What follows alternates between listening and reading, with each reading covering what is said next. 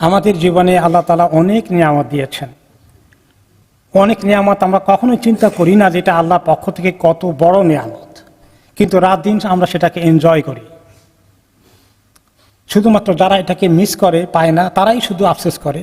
আমরা যারা পাই এটাকে আমরা মোটেও স্বীকৃতি দেই না। অন্যতম একটি, এবং আল্লাহ তাআলা বলেছেন কত নিয়ামত আমি দিয়েছি তোমাকে, তুমি কি গণে শেষ করতে পারবে? ঘুমের নিয়ামতটা, যাদের ঠিক মতো ঘুম হয় তারা কুদ্দুর আল্লাহ শুকর আদায় করে, আর যাদের ঘুম হয় না এ পাশ ওপাশ করতে করতে রাতটা কেটে যায়, আহারে কষ্ট, কত কমপ্লেন তাদের মনে।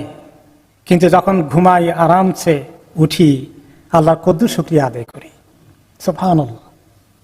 ঘুমের মধ্যে আল্লাহ যে কি ইবাদত রেখেছেন, এই ইবাদতটার কথা আল্লাহ তাআলা নিজে কোরআনে পাকে বলেছেন সূরা রোমের 23 নম্বর আয়াতে, যে আল্লাহ তাআলার অপূর্ব ক্ষমতার নিদর্শন, কুদরতি নিদর্শন, যে তোমরা রাতে বিশেষ করে দিনেও হয়তো মাঝে মধ্যে ঘুমাও, আর এই যে দিনকে দিয়েছি তোমরা আলোকিত করে রাতে দিনের মধ্যে তোমরা রুজি রোজগার করো, তালাশ করো। এগুলোর মধ্যে অনেক শিক্ষণীয় বিষয় আছে, নিদর্শন আছে যারা এগুলো শুনে। তো অনেক নিদর্শন আছে আল্লাহর এই দিন রাতের মধ্যে। ঘুমের মধ্যে ঘুমটা এক নম্বর জিনিস। ঘুমটা একটা ছোট মৌত, মৌতের সঙ্গে ঘুমের অনেক সাদৃশ্য আছে, কাছাকাছি, অনেক কাছাকাছি। একটা লোক ঘুমিয়ে থাকলে আপনি দূর থেকে দেখলে মনে হয় কি মরে গেল নাকি। একজন মরে গেছে দেখলে আমরা দেখি এসে বলি আহারে লোকটা মনে হয় যেন ঘুমিয়ে আছে। তাহলে দুটাই কাছাকাছি একদম। এই জন্য আরবিতে বলা হয় এটা ছোট মৌত। এক নম্বর শিক্ষা হলো যে এই ঘুমের মধ্যে আল্লাহ তাআলা আমাদের জন্য অনেক রেখেছেন, রেস্ট রেখেছেন, লাইফের জন্য বিশ্রাম রেখেছেন। ক্লান্তি দূর হওয়ার, ক্লান্তি অবসাদ দূর হয়ে যাবে। ঘুমিয়ে উঠলে একটা লোক নতুন করে এনার্জি নিয়ে আবার পরের দিন তার কর্মকাণ্ড শুরু করতে পারবে। ঘুমটা না হলে তার কি যে কষ্ট হয়ে যাবে, পরের দিন তার সমস্ত কাজকর্ম কত কষ্টকর হয়ে যাবে। এক নম্বর ফায়দা। দুই নম্বর হচ্ছে এই ঘুমের মধ্যে আল্লাহ তাআলা আমাদেরকে মৌতের কথা স্মরণ করিয়ে দেয়, যে দেখো এই তুমি ঘুমিয়ে আসো, তোমার আশেপাশে অনেক কিছু হয়ে গেলে তুমি টার পাও না। একদিন দুনিয়া থেকে এমন কাট অফ হয়ে যাবে, তুমি কিচ্ছু তুমি দেখবে না, তোমার দুনিয়ার সম্পর্ক চিরতরে শেষ হয়ে যাবে। এই একটা শিক্ষা আল্লাহ তাআলা কোরআনে পাকি বলেছেন, যে আল্লাহ তাআলা নফসগুলোকে যখন মৃত্যু হয় তখন তিনি তাদেরকে উঠিয়ে নিয়ে যান, রূহকে উঠিয়ে নিয়ে যান। আর যাদের মৃত্যু হয় না ঘুমের মধ্যে, সেগুলোকে আল্লাহ ধরে রাখেন, তার কাছে নিয়ে যান কিছু। আমাদের রূহের ব্যাপক অংশ আল্লাহর কাছে চলে যায়, 5 ভাগের 4 ভাগ চলে যায়, 1 ভাগ মাত্র বাকি থাকে। এবং তিনি কাউকে সেখানে ঘুমের মধ্যেই শেষ করে দেন। ঘুমিয়ে গেছে লোকটা, পরের দিন সকালে সবাই গিয়ে দেখে তো মরে আছে, ঢাকা দিয়ে নড়াচড়া নেই, শেষ। তো কাউকে আবার তিনি ছেড়ে দেন, যে তারটা নিয়ে গিয়েছিলেন আবার ফেরত দেন। এই সব কিছুর মধ্যেই যারা চিন্তাশীল, চিন্তা করে, তাদের জন্য অনেক শিক্ষা রয়েছে, অনেক নিদর্শন রয়েছে। তাই মনে করতে হবে যে আমি ঘুমের মধ্যে মরবো না জীবিত অবস্থায় মরবো, কোনো গ্যারান্টি আছে? কাজে ঘুমাতে গেলে হয়ে যেতে পারে শেষ ঘুম জীবনের। এই কথা মনে করে আল্লাহুম্মা বিসমিকা আমুতু আহিয়া, অথবা বিসমিকা আল্লাহুম্মা আমুতু আহিয়া, আল্লাহ আপনার নামেই আমি শুই, আপনার নামেই আমি আবার এই ঘুমের মরা থেকে আবার জেগে উঠি, আবার কিয়ামতের দিন আপনার নামেই আমাকে জেগে উঠতে হবে, জিন্দা হতে হবে। তাহলে মৌতের কথা ঘুমের সময় স্মরণ করা। মৌতের এই ঘুমের অন্ধকার রাতে, অন্ধকার করে সাধারণত ঘুমাই, অন্ধকার রাত্রে ঘুমানোটা, রুমটা, কামরাটা আমাদেরকে মনে করিয়ে দেয় অন্ধকার কবরের কথা। সত্যিকার মুমিন এই অন্ধকার কবরের কথা মনে করবে ঘুমাতে গেলে। এবং এই ঘুম তার অনেক লম্বা হবে না, সে চেষ্টা করবে কি একটু উঠা যায় কিনা শেষ রাতের দিকে একটু আল্লাহর সামনে দাঁড়ানোর জন্য। তাদের কথা প্রশংসা করে সূরা সাজদায় আল্লাহ তাআলা বলেছেন, যারা সত্যিকারভাবে আল্লাহকে ভয় করে, কবরের কথা তাদের মনে থাকে, আল্লাহর কাছে দাঁড়াতে হবে, যারা বিশ্বাস করে একদিন, তারা লম্বা রাত, পুরো রাত ঘুমায় না, তাদের পৃষ্ঠদেশ, তাদের পিঠটা আরামের বিছানা থেকে উঠে যায়, আলগা হয়ে যায়। তারা দাঁড়িয়ে ওযু করে নামাজ পড়ে আল্লাহকে ডাকতে থাকে, আল্লাহর রহমতের আশা করে, আল্লাহর আযাব থেকে মুক্তি তামান্না করে। আর তারা বেশি করে দান খয়রাত করে।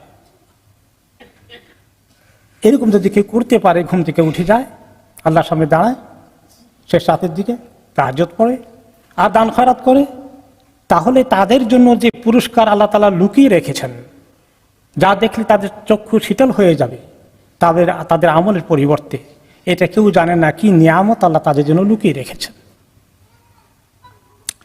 এই জন্য সালফে সালেহীন তারা অনেকেই রাতটাকে দিনের থেকে অনেক বেশি পছন্দ করতেন, রাতকে দিনের থেকে বেশি পছন্দ করতেন। বলতেন যে যদি এই রাতের অন্ধকার না থাকতো তাহলে দুনিয়ার কোনো মজা আমার ছিল না আর,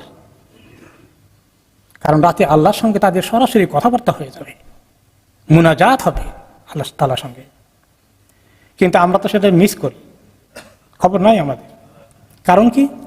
হাদিসে এসেছে শয়তান ঘুমের সময় আমাদের মাথার পিছনে 3টা গিরা দেয়, হাত দিলে গিরাগুলো কি টের পাওয়া যাবে? তা পাবেন না, কারণ শয়তানকে দেখা যায় না, ছোঁয়া যায় না, তার কাজগুলো আল্লাহ তাআলা গায়েব অদৃশ্য করে দিয়েছেন আমাদের জন্য।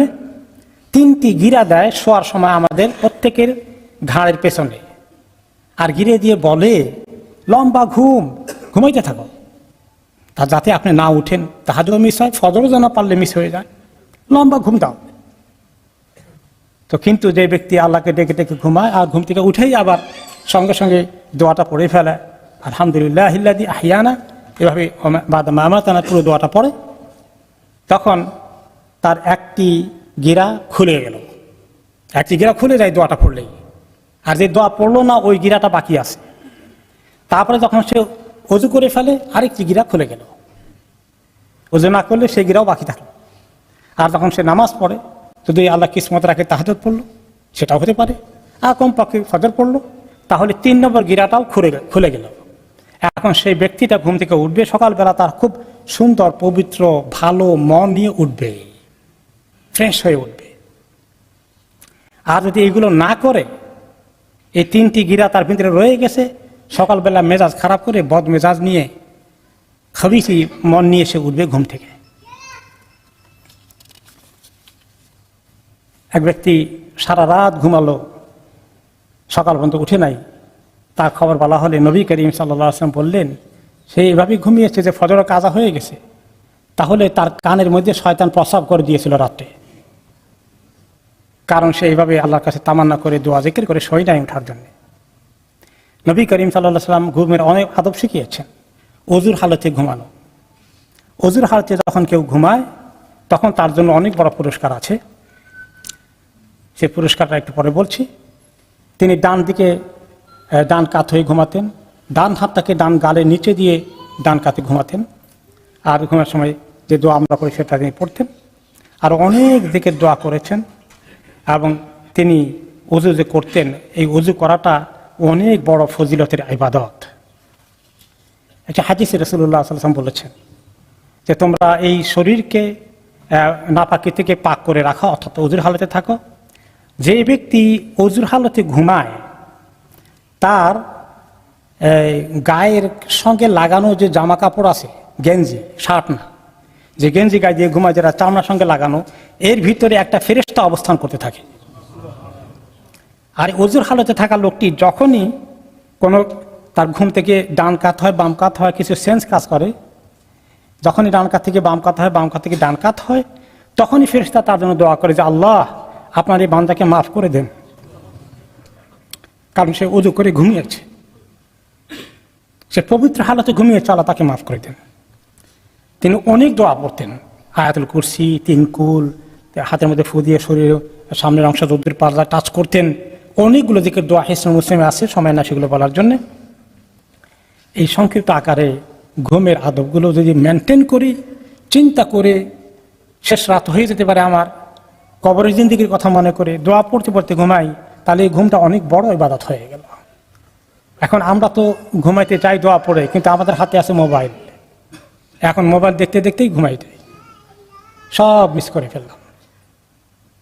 কাজেই মুমিন ব্যক্তি অতি সতর্ক হবে, তার আখিরাত যাতে নষ্ট না হয়ে যায়, সব ব্যাপারে সে অনেক বেশি সচেতন থাকবে। এই ঘুমের রাতের ভিতরে কত ইবাদত, এই শোয়াটা কত বড় নিয়ামত। একজন ফেরেশতাকে আল্লাহ তাআলা আপনার গেঞ্জির নিচে ঢুকিয়ে দিয়েছেন আপনার হেফাজতের জন্য, আপনাকে মাফ করে দেওয়ার জন্য আল্লাহর কাছে দোয়া করতে। এত বড় নিয়ামত যদি আমরা মিস করি প্রতি রাতে, কত ক্ষতিগ্রস্ত হয়ে যাব। আর যদি আমল করি তাহলে আলহামদুলিল্লাহ কত লাভবান হয়ে যাব। আল্লাহ তাআলা আমাদেরকে আমল করার তৌফিক দান করুন। এই দোয়াগুলো মুখস্থ করা দরকার। কমপক্ষে হিসনুল মুসলিমকে দেখে দেখে পড়ে শোয়ার আগে কি তিনি পড়তেন, আয়াতুল কুরসি 3 করে আর কি তাসবিহাত পড়তেন, 3 তাসবিহ পড়তেন, অনেক দোয়া করেছেন। চেষ্টা করে সেগুলা পড়ে পড়ে ঘুমানোর জন্য।